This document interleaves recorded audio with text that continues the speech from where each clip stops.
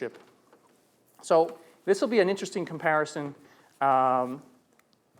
There's really, I would say, two approaches or two styles that are dictated by whether you're running a major one-off project, or if you're building a more an operating organization or like a PMO.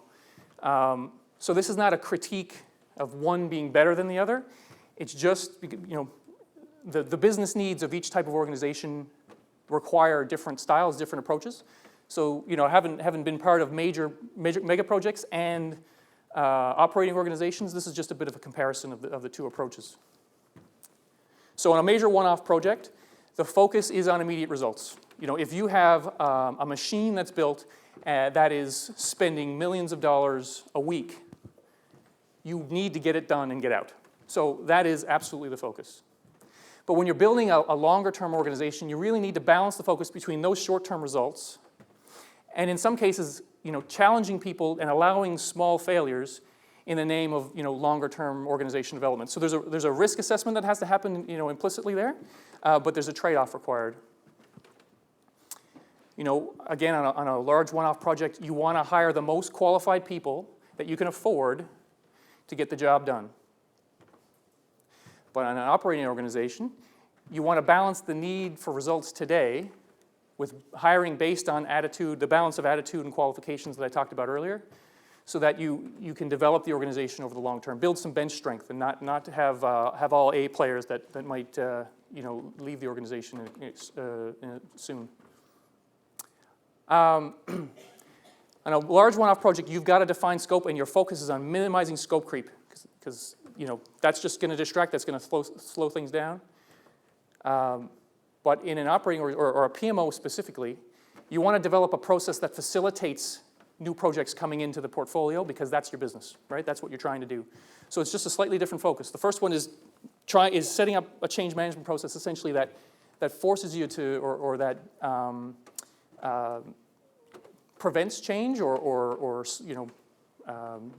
reduces change, but the operating or the PMO really wants to build a process that enables change.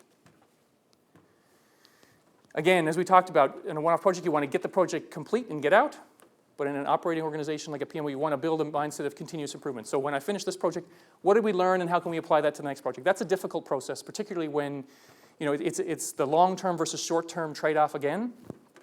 The need to move on to the next project is challenging, but you do need to spend some time and build that mindset for continuous improvement.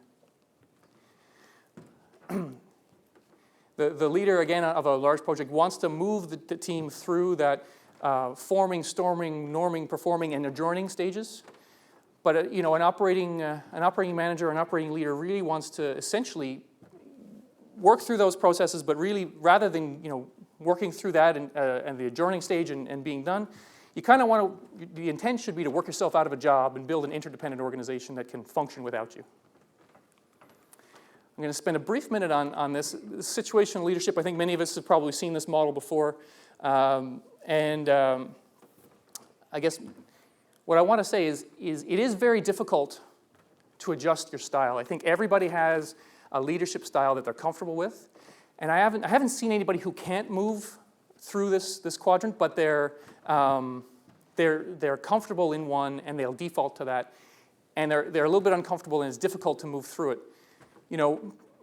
Major project managers, particularly in the construction industry, I think are really good in the telling quadrant, really good at directive behavior.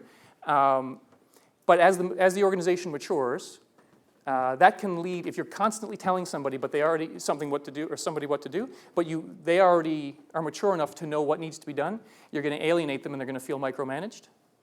Conversely, I've seen situations where managers are more comfortable in the delegating style. However, the team isn't mature enough and task proficient enough to operate there, and so what happens is, of course, results suffer.